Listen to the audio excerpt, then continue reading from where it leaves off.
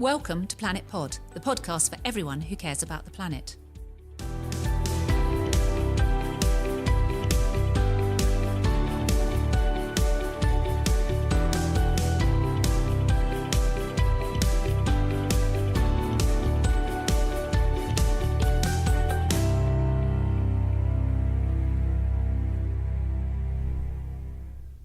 You're listening to Planet Pod with me, Amanda Carpenter, and today we're going to talk about that tricky subject of how the environment and the law interact and what we can and should be doing as individuals and as those of us who have positions of influence and power. So I'm delighted to be joined by my guest today, Estelle Dehon from Cornerstone Barristers and a well-known advocate for the environment.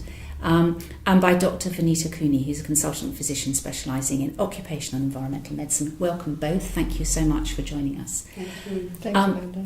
Our climate is in crisis and extreme situations demand extreme actions, or at least that is what some in the burgeoning climate activism movement believe.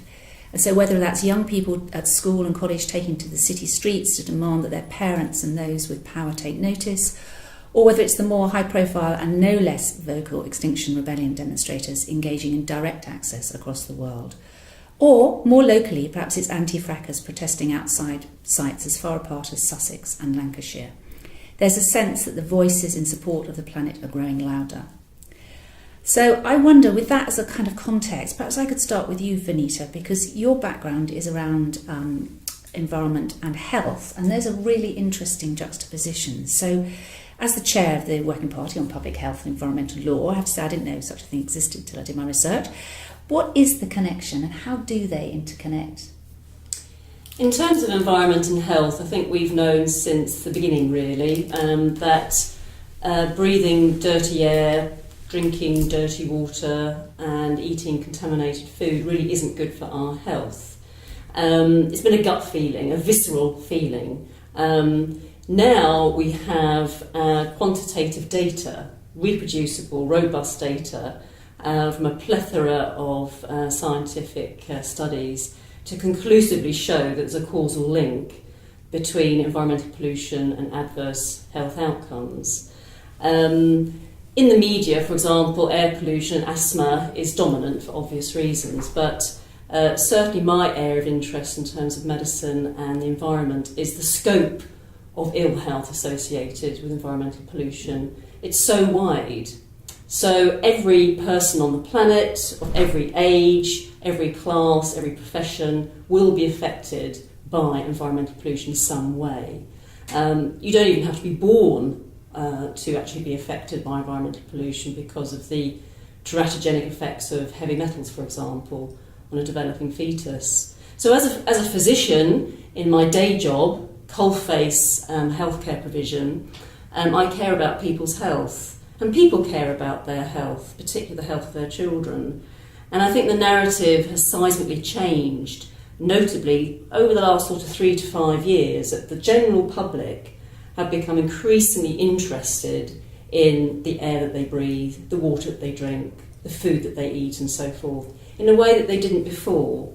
And the trigger for that change in narrative really is an increased awareness of how living in a polluted world is adversely affecting the health of them, their families, and particularly their children. So it's a fascinating connection for me. Love being a doctor, love the medicine, love the science, but I've been a passionate environmentalist since I was a tot. So I sort of carved out a niche for myself in terms of becoming interested in environmentally related illness. And then, of course, I discovered UKLA. Just out of sheer interest, I did a Master's in Environmental Law about 4 years ago and came across UKLA. And even though it's a predominantly legal association, it's very welcoming of non-legal practitioners. So that's why I set up the Public Health Environmental Law Working Party, primarily to bring together a whole range of disciplines that traditionally work in isolation, that speak in silos and echo chambers. It's been hugely successful, which I'm delighted about. So hence, a today like today, bringing together an eminent lawyer, a simple doctor, and scientists is quite unique, I feel, and I think it's very exciting. So would you say that the law is failing us in terms of our health in relation to the environment? Quick answer, yes, for sure. There is definitely room for improvement. And that's no criticism necessarily of the law per se, because there's always a time lag between the development of new law and catching up with new science. But we have reached a point in time whereby the law has an opportunity now to amend itself, or it's to be interpreted in a different way by the judiciary to take into account new evidence about how environmental harm is linked with adverse health outcomes. Now, whether that requires a new legislation, I don't know. I'm not a lawyer. I don't know how difficult it would be to create a new Public Health Act, for example, or a new Clean Air Act. I don't know. But I think the law has been reasonably successful to date at limiting damage done. It certainly hasn't got us to our utopian focus. But I'm certainly not one of these lay people who would look to the law and think, you've been useless. I think we'd be in a much worse state without the law that we have. Estelle, I mean, that's very interesting, isn't it? Because a lot of the work, particularly I think about the air pollution case, it's been very much about reactive. So there's been an incident, somebody has had, suffered poor health or died, and then a case is brought, and then, the law is tested or perhaps changed. Do you think there's a role for perhaps forward thinking a little bit more, maybe preempting those things that we know are going to be coming down the line and putting in place laws now? There is, although what I would say in my experience, and this has been interesting across a number of areas for me, is that things in the law have lain there almost dormant until people realise their potential to be exploited to get to a particular end. And I think we've seen that in the area of public health generally, and I'll say a little bit about that in a second, and in the area of air quality in particular. Because there's always been requirements in the law brought to us from Europe, but embraced by the United Kingdom, to do with air quality and air quality impacts and monitoring and having the requisite levels in place to ensure proper air quality for people's health. And that's kind of sat there for ages, and then Client Earth came along and looked at the data and said, well, we're failing, and why is nobody saying anything about that? And so they brought a series of cases which have been incredibly successful in a way that I didn't think anybody anticipated. And that was using the law that's there at the moment. Similarly, we've had since 1995 an obligation for development to consider in certain circumstances, especially big development, the public health impact of the development. And that's been there for ages.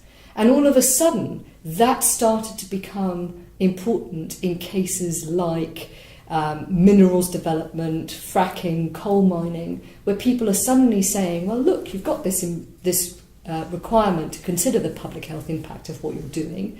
You're not doing it properly because you're not taking into account the evidence that's now there about impact. And so that's been a way in to challenge, to limit, to take the law where it needs to go. Do I think that there's a role for legal reform? Potentially. I think we're always slightly worried that we legislate when we think we need something to change, and we haven't really looked at what is there to be exploited in now. But I think then there may be a role for the law that's there at the moment to be beefed up. And I think finally, just on this point, a little bit about the climate change legislation, because we have excellent climate change laws in place, but they've never really been directly enforceable by people, although that's starting to be looked at. And they require the government to keep up to date, but at the moment we're starting to fall behind. But again, there's now, through potential legal challenge, the government is being driven to look at reviewing our carbon budget and getting more in line with what we see now as the requirements. And that's the right approach, I think. Veneta, do you think people are not stepping up enough? So, I mean, you say people are concerned about their health and you're concerned about people's health. I mean, should we as individuals or perhaps as communities be doing more to raise our voices and say, look, there is an issue here that perhaps needs addressing either by law or by the health service or by us as a community? I mean, is there a role for people's engagement and activism around health and the environment? Oh, certainly. I think, and there will be. There will be. That there is a palpable change in attitude towards amongst the general public about environmental pollution, how it impacts on their health. Most definitely. I have absolutely no data to show you to justify that statement. It's just anecdotal evidence. So absolutely protest has a role to play, because as Estelle said before, public protest does, and through history has shaped political and societal change. There's multiple examples to illustrate that public protest does change the direction of a country. So yes, the public do have to step up. They absolutely do have a role. Now, how they do that and how they collaborate and galvanise how they feel in a constructive way that manifests itself in an orderly fashion in the form of a law-abiding protest is another matter. But social media, I think, is probably much more powerful than marching on the streets, because it's interesting that you say that. Why do you think that? Well, I'm not a social media hound, I must admit. However, I mean, just observing it, really, social media is a hugely powerful tool for seismic change politically and in society. For example, the Arab Spring, good and bad effects of the Arab Spring, that spread like wildfire through communication via social media communication methods. So it's a very romantic idea, I feel, that you march on the streets with your placard. Homemade preferentially, with a witty comment across it, and you risk sitting down on a bridge and risk being arrested. Those sort of are nice tales of idealistic 16-year-olds, but whether they actually facilitate seismic shift in today's political attitude towards very important points like climate change and environmental pollution, I'm not too sure. Just look at how one celebrity who has 35 million followers can actually crash a makeup company or an app. They can really change the way people buy, how they perceive things, how they behave. So social media, I think, is the route. I don't think march with placards is the route. I think it's had its day. Oh, I don't know. I think Estelle's going to differ there. I am going to differ. I'm going to differ. I suppose not absolutely. I'm going to differ a little bit, because I think Veneta's right that social media and the power of that is incredibly important. But I think it's being harnessed by people on the streets with placards. And I think in particular about Greta Thunberg and the school strikes. She, for me, exemplifies, and then all the school kids exemplify that dual use of being out there as a physical presence on the road with the placard and having that voice amplified through social media. And we've seen how through that kind of staged process, Greta Thunberg has had an extraordinary impact. Speaking at international conferences, speaking direct to governments, speaking direct to children, and then children across the world reacting. And I saw the most wonderful piece, actually, on school kids up in Preston who were organising a school strike and a climate protest. And how, they felt that in areas that aren't big cities, in smaller cities like Preston, they felt, maybe we're not going to get as much of a reaction. And it was a much smaller protest than in other areas, but it was incredibly important for those kids, and they got out on the street, and then they multiplied their impact through social media, through getting both the mainstream media and social media involved. So I do see it as important. A couple of other things I'd just like to jump in on, just to mention about whether protest works in general. I listened to an absolutely fascinating documentary on Radio 4 by Zoe Williams about how activism over the various decades has impacted and has had an impact. And she came up with two quite interesting things. First, protesters very often think that what they do doesn't work. And in fact, they feel like they have to say that what they have done hasn't achieved its end, because otherwise they're kind of pinned as delusional. But in fact, exactly as Veneta has been saying, when you look at the change in public discourse, there can be, you can track, in fact, a very clear change when people get on the streets to a change in policy, a change in public discourse, and that was fascinating. And then for me as a lawyer, especially as a lawyer that's looking to take cases that push the law, it's an incredible source of people wanting to change things to go to the protest community. And some of my most important clients have come from that community and in fact have become members of that community in essence unwillingly. They've had the issue thrust on them, be it fracking, be it open cast coal mining. You know, they've come from lives where they never imagined that they would be protesters, where they never imagined they'd even think about challenging the law or even stepping outside of it, God forbid. And then they find themselves in this circumstance where events overtake them and they end up, you know, locking themselves to a fence outside a fracking site and then thinking about taking their fracking company to court. And they have been for me, a source of immense inspiration, and B, they've been some of the most important clients that I have had to help develop the law. And I don't think they fall into your stereotype of the 16-year-old and the idealist with a homemade placard. Though we do love a homemade placard. Oh, I do, yes, for sure. I mean, I think that, you know, my experience is certainly, you know, we've had Extinction Rebellion on the pod and also, you know, been on some of their demonstrations, is actually they are a wide cross-section of the population. And they're, you know, I was talking to people on the bridge and they were, you know, some were retired, some were in their kind of late 70s and 80s and said, we've never done this before. We wouldn't dreamt of doing this before. We've never been on a protest. We've never been on a demonstration.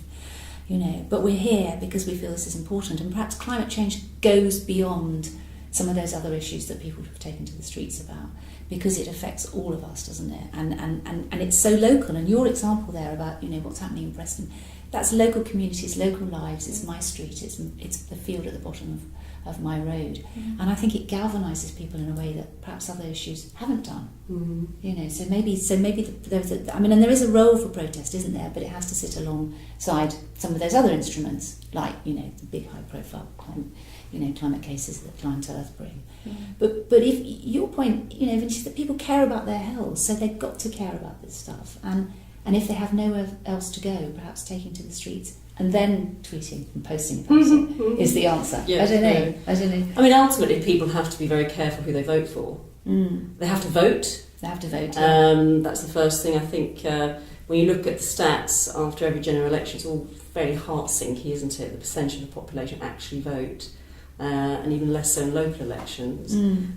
So people have to be very careful who they vote for. And overall, once again, anecdotally, people are very disengaged with the political system, and that's very unfortunate, because it's only through the political system that change will ultimately happen. So in terms of the mode of communication to spread the word, schools are fantastic. The conversations that happen outside schools when you know, women and men are picking up their children after school is phenomenal. That's where it all happens. That's where real seismic societal change happens, is at the school gates. And the reason is because we can discuss what we might think is right, but we all know what's wrong. Viscerally, we all know what's wrong. And what we viscerally know is wrong is making our children sick. Yeah. There's very few people, I would imagine, on this planet, I'm sure there are some, that believe making children sick is an okay thing to do. The vast majority of people don't think that's an okay thing to do. And this is what I'm finding in my day-to-day job, day in, day out, speaking to parents of patients. That's what they care about. They don't necessarily care about them as individuals. They may have asthma or emphysema, they'll still carry on smoking 30 a day, but they really do care about their children's asthma. So it's that link. I think that is going to be where the energy comes from to facilitate change in narrative and ultimately change narrative around policy. But people do have to engage with the political system and they do have to vote. Do you think people feel, I mean, we hear a lot, that people feel disempowered, they don't feel able to engage with the system, they feel, and probably the case with law too, for many people, it's something they know nothing about, it would seem a bit frightening, a bit difficult to connect with. How do we bring that energy back into our wider public debate so people can feel empowered to, or engaged in politics, or in approaching law for help when they need it, or forcing change in law? What do we need to do to make people, sit up and take notice? Estelle? Wow, if we knew the answer to that question, many of the ills of the world would be solved. It's very difficult. There can't be one thing, right? I think there has to be a number of things that we can do. I think making information accessible to people, and really, really strong, good information accessible to people, is one way. Because sometimes people, when they go out and they feel like they want to engage, they feel if they don't have the backup behind them, then they find that difficult to do. I think second, having lots of different things that you can do. So feeling like you can engage just via, signing an online petition, or feeling that you can engage because you don't want to go online, but you want to meet with your, local people around the kitchen table and decide whether, can you lobby your local council, or, getting a crowd-funded case together. There must be lots of different ways that people can engage. There's an interesting question about this, though, stepping back, and it's one that's been asked about Extinction Rebellion, actually, is if you've got something that's leaderless, if you've got something that's very dispersed, if you've got something that is a lot of different people with lots of different agendas coming together, is that ever going to lead to change? And I think that's the great question that is facing us in this era of protest and of taking issues forward to government, is when you don't have that kind of single or several single points of leadership taking things forward, can change be effected? And I think that the jury's still out on that. I think it probably the answer is yes, although it's going to be perhaps a more incremental process than we've seen changes before. One last thing I'd say about the case law and people feeling disempowered, because I'm very, very conscious, and in fact when I attended one of the protests at the fracking site, Quadrilla's site up in Preston New Road in Lancashire, I was asked to speak, and I absolutely acknowledged to the crowd that was there that people feel that even when they've gone to the law, they've not succeeded. They've been knocked back, and that feels very disempowering. And the message I gave there, and the message that I still think is the right one, is that even those cases where we lose, they form the stepping stone for the next case. And so, for example, there was an open cast coal mine case recently where a very good decision by the government was overturned in the courts. So the developer won the court case. But within that court case, the Secretary of State said a number of incredibly important things about a change in approach to climate change, about a change in approach to understanding the policy. And those of us who were involved in the case were like, right, we disseminate that, and then the next case builds on that. And so I was able to use that as a basis for submissions at an inquiry up in Chester to do with acidisation, and I was able to build on that. So even where we lose, incrementally we're able to win. It's a slow burn, it's not the easiest way to get people motivated, but I think it's important to remember that even if we might not get the big wins all the time, they're what lead to the big wins. And we are seeing now cases where there's been significant success. Yeah, and you're right, we need to build that body of evidence, just as you were saying. The evidence that you get anecdotally, as well as the ones that you've collected, that show that this is, there's incremental damage being done to us. Veneta? And I think we all have, society has an intrinsic moral compass, the architect of which is multifactorial, and the law is part of that architecture in terms of a society's moral compass. And in terms of psychology of behaviour, people care a lot about certain issues, and they will take a certain amount until they reach critical mass. And what I mean by that, they will put up with all sorts of difficulties, adversity, and then something will happen, the straw that broke the camel's back. They'll think, right, that's enough, I've had enough, now I'm going to do something about this. And throughout society, the moral compass will not be shifted on certain points. So I was going to ask you a question, Estelle. You know the Ellie Kissy-Deborah case, the details of which I'm not 100% sure This of. is the little girl who This died. is the little girl. And her mother's taken the That's right. pollution. Yeah. So it's the sort of narrative that I understand behind the case is that yes, poor little girl, she was only 9. The argument is that her asthma, long-standing asthma, was fatally aggravated by the air that she was breathing near her home. And her lawyer, Joyce Coburn, I think the lady's name is arguing that the coroner's assessment for the reasons for the little girl's death should be revised in such a way that air pollution should be incorporated with one of the contributory factors for her death. So, do you think, in terms of the law and the evolution of the law, if Joyce Coburn is successful in this case, do you think that would be something that would give momentum behind the narrative that new legislation is required to address environmental pollution now that we know there's enough data, scientific data, to link exposure and outcome? Potentially, yes. And it's a bit like I was saying earlier about the need for a leading case like this, which is incredibly accessible on a human level across the board. A leading case like that, when you get a result that says this human, this child, her death was hastened by this thing that we should be able to control better by the law, that's an incredibly powerful tool.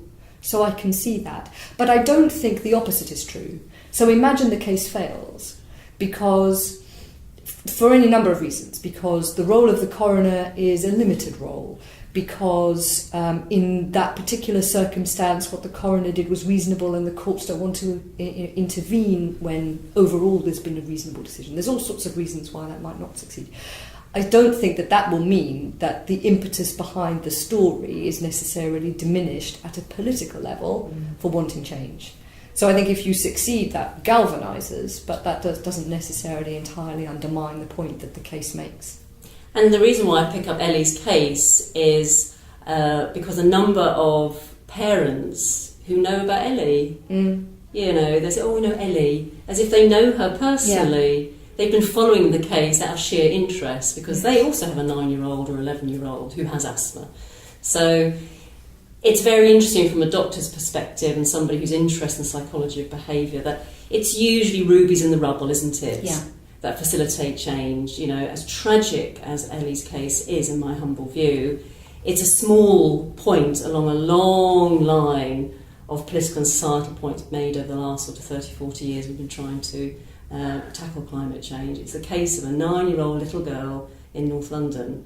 That's very powerful. That's as you say, so that's a human story behind the politics, the parliamentary narrative, the media headlines, which people just disregard. It's boring. They've disengaged from Brexit, for example, even though Brexit, no matter what side of the Brexit camp you sit, has seismically shifted the narrative around all sorts of issues in this country. But the public themselves think, just get on with it. I'm bored with it all now. So it's usually that the humanity behind the argument, that people can relate to on a day-to-day basis. So I personally follow Ellie's case with great interest, and I wish her mother well. I think that's why people gather together and protest, though, isn't it? Because you need a human dimension, and while social media is massively important, it's quite isolating. So you could be doing your social media communication on your own, around your kitchen table or in your bedroom. Whereas if you're on the streets with a group of people, there's something powerful and energising about that, I think. And so I think that's possibly why we're seeing that rise in people's need to congregate and make their voices heard. And it's a way, as you said, it's a way through for people who would never normally have done that. Yes. So just to give a small example, and then I'd like to say something a little bit about what you just said about social media. One of the loveliest experiences I had is a group of sisters that I do a lot of work with, an amazing environmental campaigning group of sisters, Richard Buxton. They invited a couple of us who do a lot of work with them to go and see a play in Cambridge. And the play was called Fracked, or Please Don't Use the F Word.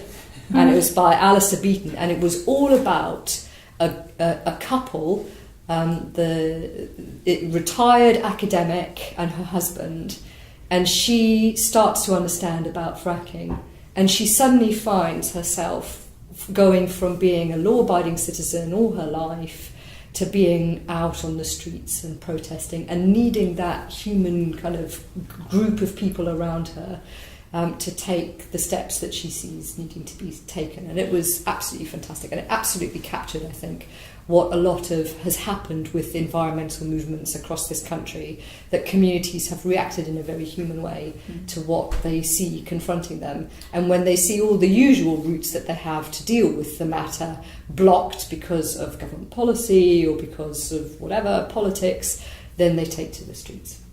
I think for some of us, of a particular generation maybe, going onto social media, I think some of us find social media alienating. I think a younger generation is exactly the opposite.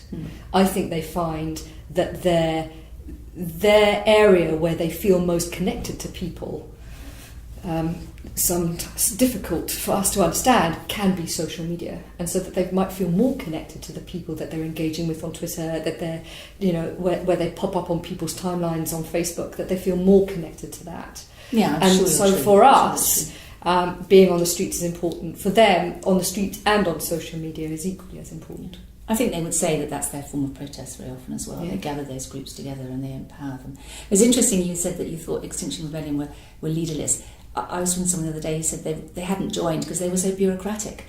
And they are in some ways terribly bureaucratic because they have all sorts of, briefings and policies and layers and engagement and, this group and that group. So I think they are not leaderless perhaps in the sense they don't have one single figure, although I suspect Roger is probably that figure for many people.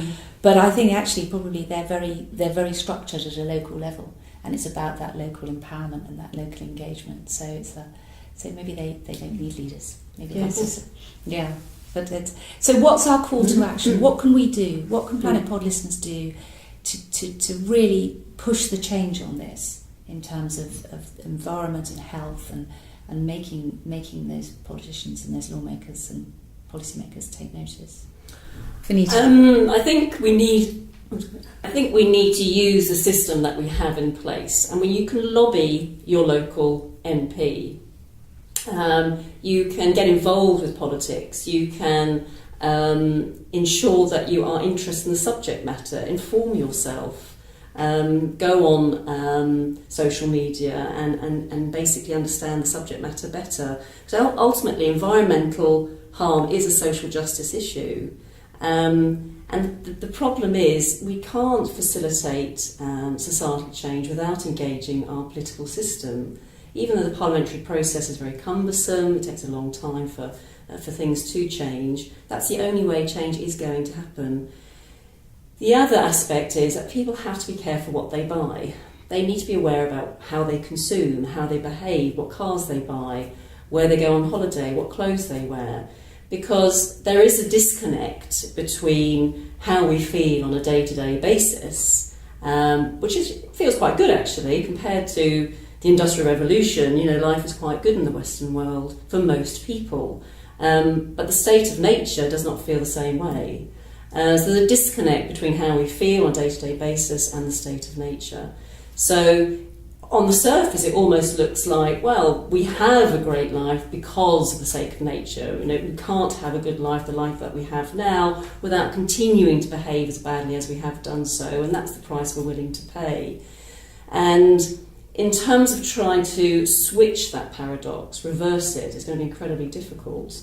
And that's the centre of my argument. How we switch it is to ensure that people understand more fully that nature is not something you go and look at in a zoo. It's not something that's stuck in a national park. It's actually part of your life. It's part of the urban fabric. It's something that makes you have a job, you have economic prosperity, you know, it makes your kids well. The psychological and psychiatric impacts of decreased exposure to nature is not to be underestimated.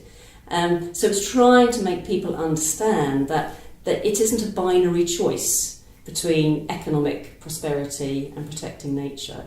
And the way we create an overarching theme to link the two is that environmentally related illness is a social justice issue. Estelle? I think there's two things your listeners can do. One, take a step, whatever active step you feel comfortable with to engage. That might be as simple as, you know, keeping your eye on the local petition or the national petition and signing it, or that might be getting more involved with your local group, or that might be lobbying your MP.